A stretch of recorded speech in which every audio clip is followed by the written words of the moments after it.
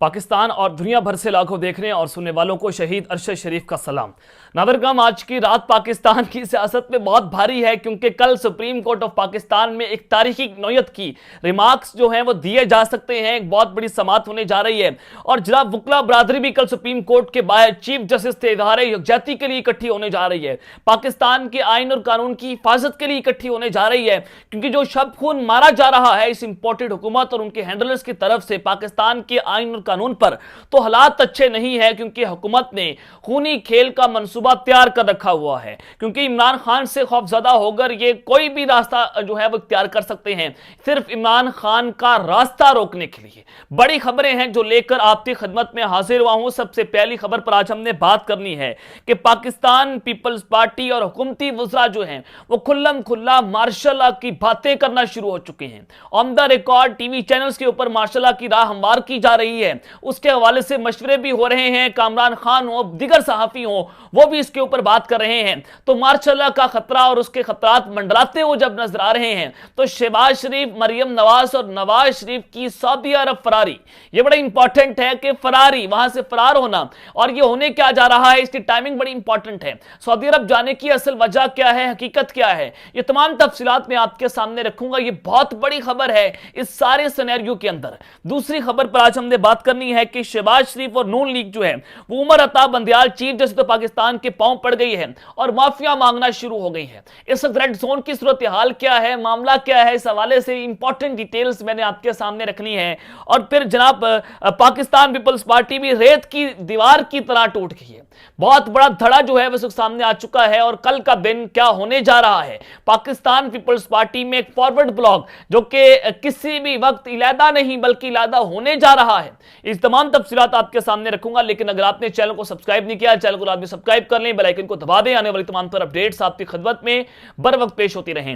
नादरगम, इंशाल्लाह कल हम सुप्रीम कोर्ट ऑफ पाकिस्तान से रिपोर्टिंग भी करेंगे, वहां से वीडियोस भी आप तक पहुंचाऊंगा।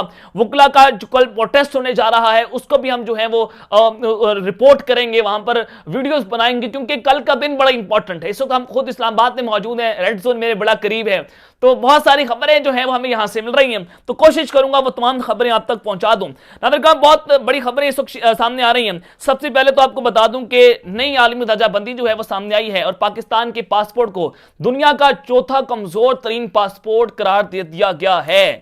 लेकिन ये अलार्मिंग सिचुएशन है कि एक जानिब तो पूरी का पूरा स्टेक जो है वो सिर्फ एक शख्स को गिराने पर लगा हुआ है, जिसका नाम इमरान अहमद खान न्यासी है। और फिर जनाब इस वक्त इस्टेब्लिशमेंट ऑफ पाकिस्तान की 13 पार्टियों का इत्तेहाद हो, किसी को पाकिस्तान की फिक्र नहीं है। वो कौन है जो इस सारे खेल में पाकिस्तान को आग की फेंट में चढ़ाना चाहते हैं? वो कौन है जो सारे खेल में पाकिस्तान को तबाह बर्बाद करना चाह रहा है? वो कौन था तो चला गया, वो कौन है? ये बहुत बड़ा सवाल है कि अभी तक बादशाह डॉक्ट्रिन जो है पाकिस्तान में चलती हुई नजर आ रही है कि सिर्फ जाती अना की खातिर कि सब कुछ किया जा रहा है। तो आज की रात बड़ी इंपॉर्टेंट हो चुकी है।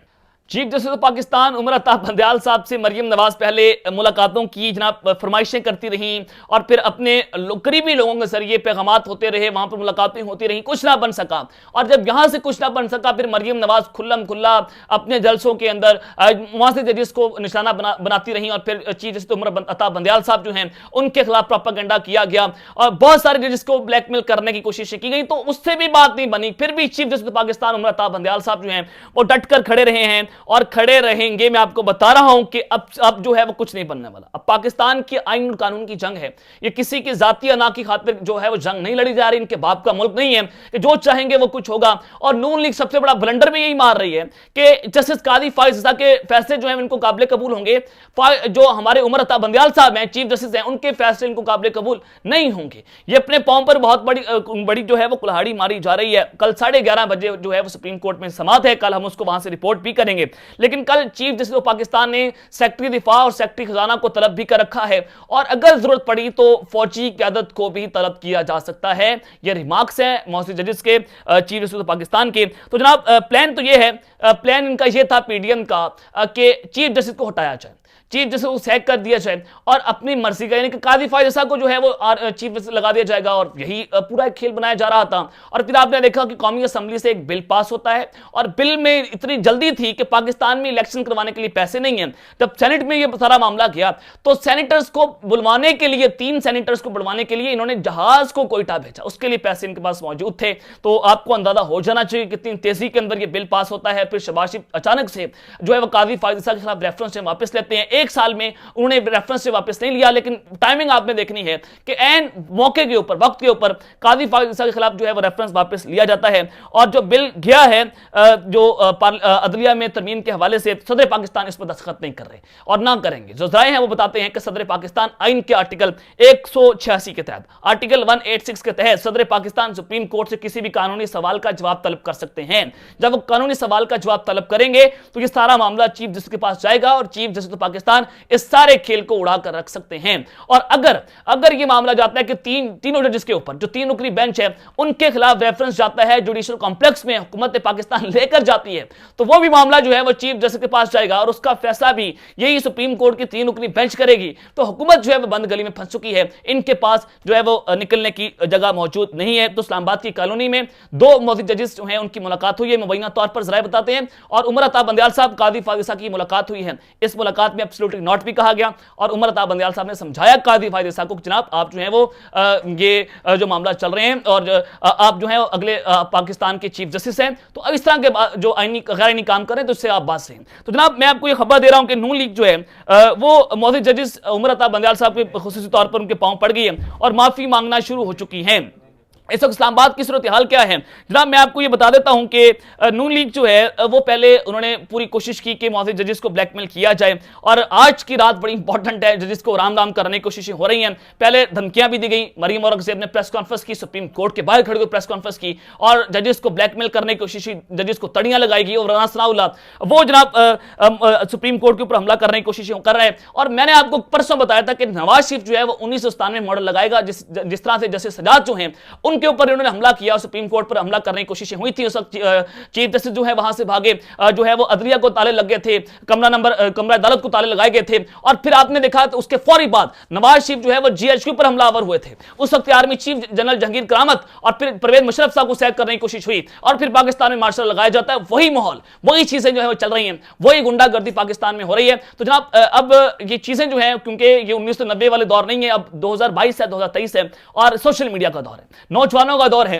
तो इस सारी सूरत हाल में अब जो जजेस को राम राम करने की कोशिशें हो रही हैं, वकला कल शहर दस्तूर पर इकट्ठे भी होंगे और वज़ीर-ए-आज़म को फारिग भी किया जा सकता है। मैं आपको बता रहा हूं ये फारिग किस तरह से किया जा सकता है। यूसुफ रज़ा गिलानी साहब को फारिग किया गया सुप्रीम कोर्ट की तरफ से, और सोमवार को या किसी भी दिन सुप्रीम कोर्ट ऑफ पाकिस्तान एक और वज़ीर-ए-आज़म को फारिग कर सकती है।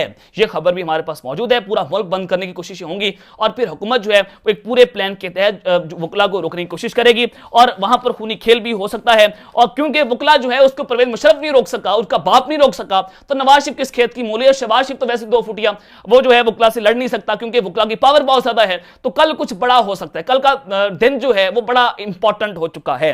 अब जनाब पीडीएम की मीटिंग में फैसला हुआ कि जजेस के खिलाफ जो हमने बाइकआउट करना है। अटॉर्नी जनरल ऑफ पाकिस्तान कल सुप्रीम कोर्ट में पेश होंगे, तो वो कल 3 रुकनी बेंच का बाइकआउट भी कर सकते हैं। इसका फैसला भी पीडीएम की मीटिंग के अंदर हो चुका है। तो एक जानिब तो ये सब कुछ हो रहा है, लेकिन दूसरी जानिब जो है वो जजेस को जो है उनके सामने ये घुटने टेके जा रहे हैं, उनसे माफिया मांगी जा रही है कि जनाब हमसे गलतियां हो गई हैं, हमें माफ कर दें। हम जो है वो आपसे गुस्से के अंदर या कोई ऐसे जज्बातीपन के अंदर अगर आपके खिलाफ प्रेस कॉन्फ्रेंस कर चुके हैं, तो ये इस वक्त की सूरत हाल है कि पाकिस्तान मुस्लिम लीग जो है वो इस दिगर चलना शुरू हो गई है। लेकिन जनाब दमादम मस्त अंदर हो रहा है। पीडीएम का हिस्सा नहीं है पाकिस्तान पीपल्स पार्टी। पाकिस्तान पीपल्स पार्टी ने खूब धुलाई की है नून लीग की, इनको सबसे आगे भी रखा। महंगाई हो रही, जो कुछ हो रहा है, नून लीग जो है वो इससे गंद उठा रही। पीपल्स पार्टी इंजॉय कर रही है, वदारतें भी इंजॉय कर रही है, प्रोटोकॉल भी इंजॉय कर रही है। लेकिन जनाब दमादम मस्त अंदर हो चुका है। इस वक्त इत्तेदाद एहसन साहब जो हैं वो जनाब आइन और कानून की बात कर रहे हैं, वो बड़े मंजे सियासतदान है पाकिस्तान के। और फिर जो इसके अलावा बहुत सारे सियासतदान जो हैं पीपल्स पार्टी से, वो भी आइन और कानून की बात कर रहे हैं। तो जनाब मैं आपको यहां पर खबर दे देता हूं कि पाकिस्तान पीपल्स पार्टी में एक बहुत बड़ी टूट फूट का शिकार हो सकती है। क्योंकि अगर पीपल्स पार्टी आइन कानून के साथ खड़ी नहीं होती, अगर पीपल्स पार्टी सुप्रीम कोर्ट के साथ खड़ी ना हुई और नून लीग का इस गैर आइनी काम में साथ दिया, तो मैं आपको मुसद्दका तरीन खबर दे रहा हूं कि बहुत बड़ा धड़ा पाकिस्तान पीपल्स पार्टी से अलग हो जाएगा। इक़्तिदार एहसन की सदारत के अंदर यह अलग हो सकता है, बहुत सारे वकला उसके अंदर आएंगे, बहुत सारा ग्रुप जो कि पीपल्स पार्टी के अंदर नजरियाती ग्रुप है वो पीपल्स पार्टी से अलग हो जाएगा। तो जरदारी साहब के लिए टेस्ट केस है और अब पीपल्स पार्टी भी नून लीग का साथ नहीं देगी, मैं आपको यह भी खबर दे रहा हूं। तो ये अब तक की सूरत हाल है कि पीडीएम के अंदर भी लड़ाइयां होना शुरू हो गई हैं। पीपल्स पार्टी इस खूनी खेल का, इस गंदे खेल का हिस्सा बनने से जो है इनकारी है, क्योंकि उनको पता है कि कॉन्सिक्वेंसेस आपके सामने है। खुर्शीद शाह जो है वो ऑन द रिकॉर्ड बात कर चुके हैं कि जनाब यहां पर कुछ गैर आईनी काम भी हो सकता है। जो मामला है कि मार्शल का खतरा जो है वो खतरा मंडराते जा रहे हैं। शहबाज शरीफ हो, मरियम नवाज हो और नवाज शरीफ, मरियम नवाज, शहबाज शरीफ और नवाज शरीफ, ये जनाब किसी भी वक्त सऊदी अरब जा सकते हैं।